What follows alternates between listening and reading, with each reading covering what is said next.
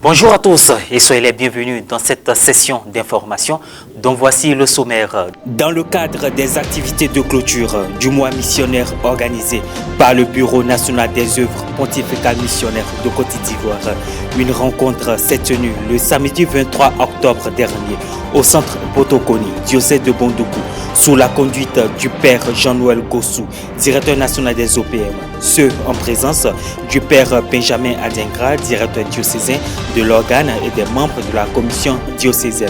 Les détails dans un instant.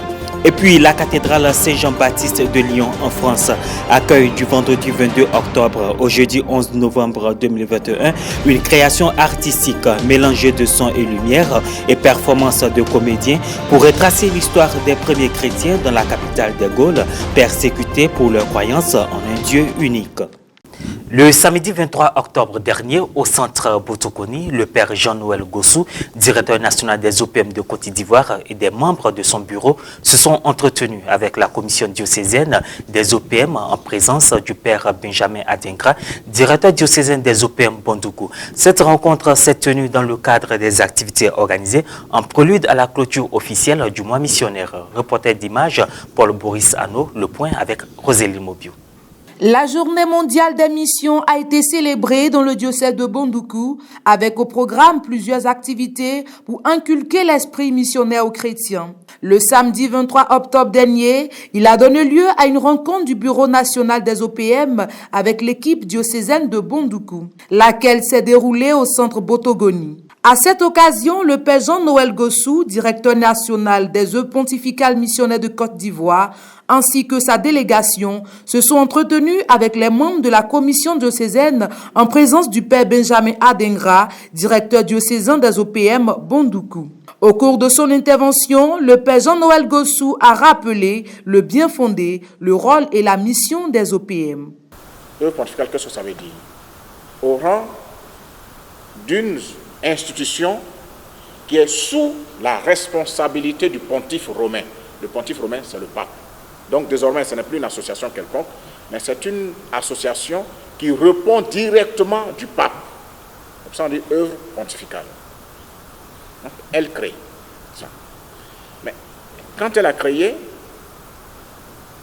d'autres personnes, voyant le soutien à la mission et les besoins de l'Église dans la mission, se sont référés à elle.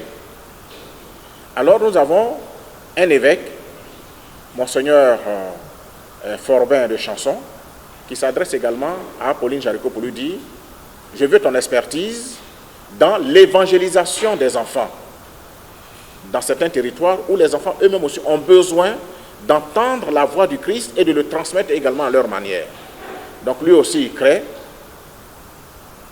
la deuxième branche, les œuvres pontificales missionnaires. Il y a 4 branches. Durant ce temps d'échange, les participants ont pu partager leurs différentes préoccupations auxquelles le directeur national des OPM a apporté des réponses. Peut-on évangéliser sans moyens financiers? Là aussi, il y a des problèmes. Vous voyez, on est assis ici dans une salle, à supposer qu'il n'y avait pas cette salle et que les gens n'avaient pas eu les moyens de la construire. On serait assis où? Dehors, sous un arbre ou bien en plein soleil. Mais pour éviter qu'à chaque fois les intempéries nous empêchent d'annoncer le Christ, on a eu recours à des moyens financiers pour construire une petite salle dans laquelle on pourra se retrouver et puis avoir la quiétude de notre formation et également de toutes les dispositions qui nous sont données pour annoncer le Christ. Donc, pour annoncer l'évangile, on a aussi besoin d'argent. Rappelons que les OPM sont structurés autour de 4 œuvres, à savoir l'Union pontificale missionnaire, UPM, l'œuvre pontificale de la propagation de la foi, OPPF, l'œuvre de Saint-Pierre apôtre et l'œuvre pontificale de l'enfance missionnaire, OPEM. La rencontre s'est achevée par une belle photo de famille.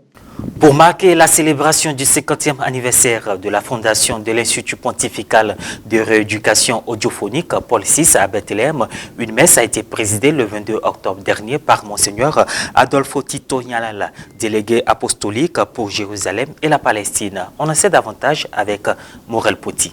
Les enfants sont un signe d'espérance, signe de vie, mais aussi signe diagnostic pour comprendre l'état de santé d'une famille, d'une société, du monde entier. C'est ce qu'a déclaré le pape François lors de la messe célébrée en 2014 sur la place de la Mangeoire à Bethléem. Il a poursuivi en disant « Pensons à l'œuvre que réalise l'Institut Epheta Paul VI en faveur des enfants palestiniens sous-muets. C'est un signe concret de la bonté de Dieu. C'est un signe concret que la société s'améliore. » Je compare l'Institut Epheta de Bethléem à l'étoile qui a guidé les rois mages. Les enfants sourds arrivent chez nous enfermés sur eux-mêmes et ne savent pas comment commencer à parler. Epheta leur donne la possibilité d'acquérir la parole et de pouvoir s'exprimer. Epheta célèbre 50 ans de service et des donations aux enfants les plus vulnérables de la société palestinienne. Pour marquer l'occasion le 22 octobre, Son Excellence Monseigneur Adolfo Tito Ilana, délégué apostolique pour Jérusalem et la Palestine, a célébré une messe. Étaient présents le consul général d'Italie Giuseppe Fedeli, des représentants des institutions soutenant l'Institut et un groupe de fidèles. Dans son homélie, Monseigneur Ilana a cité Saint Paul. L'amour supporte tout, fait confiance en tout, espère tout, endure tout. 1 Corinthiens 13:7. En ajoutant, cet amour accompagné de la profonde compassion de Jésus, né de l'amour du Père, a complètement guéri le sourd et le muet avec un seul mot, Ephata. Marc 7:34. Nous remercions le Seigneur car après 50 ans, nous pouvons dire que beaucoup d'enfants, d'étudiants qui sont passés par ici, se sont intégrés dans la société comme enseignants, infirmières, sont devenus mères ou pères. Ils se sont véritablement intégrés grâce à l'éducation qu'ils ont reçue ici. Une si belle histoire et un travail aussi important n'auraient pas été possibles sans le dévouement exemplaire et l'amour désintéressé des sœurs de Sainte Dorothée, mais aussi grâce à tous ceux qui les ont soutenus, y compris les enseignants. L'Institut Epheta Paul VI poursuit son travail avec dévouement, malgré les difficultés économiques et le manque d'enseignants. Aider cette institution est un acte d'amour et de solidarité. Le chœur de la cathédrale Saint-Jean-Baptiste de Lyon en France, classé au patrimoine mondial de l'UNESCO, se dévoile au public dans un spectacle vivant immersif en son et lumière mettant en scène plus d'une centaine d'acteurs et de figurants. Les précisions avec Maria Bissé. Imaginé par le scénographe nancéen Damien Fontaine et produit par l'association Lyon Cathédrale, Lyon né de la lumière, le temps des bâtisseurs, plonge le public dans l'histoire des premiers chrétiens de la capitale des Gaules au IIe siècle de notre ère à travers la romance dramatique de la jeune Agathe et de Lucius, le fils du légat de l'empereur romain.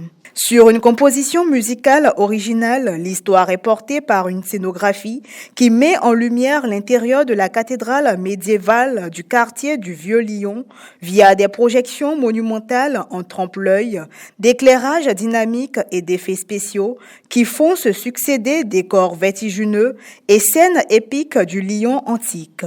500 spectateurs assistent 2 fois par jour à ce spectacle.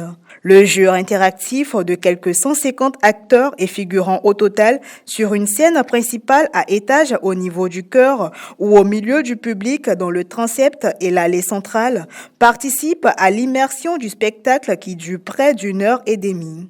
20 graphistes ont participé en amont au développement de ce show, à l'instar d'une douzaine de comédiens professionnels pour l'enregistrement des voix off du spectacle grâce à un énorme travail en amont de modélisation et de répétition. Une performance technologique et artistique permettant de redécouvrir le patrimoine historique et architectural de la capitale des Gaules. Et voilà, ainsi se referme cette édition. Merci de l'avoir suivi. Merci de nous suivre sur nos différentes plateformes YouTube et Facebook, Ecclesia TV, Côte d'Ivoire.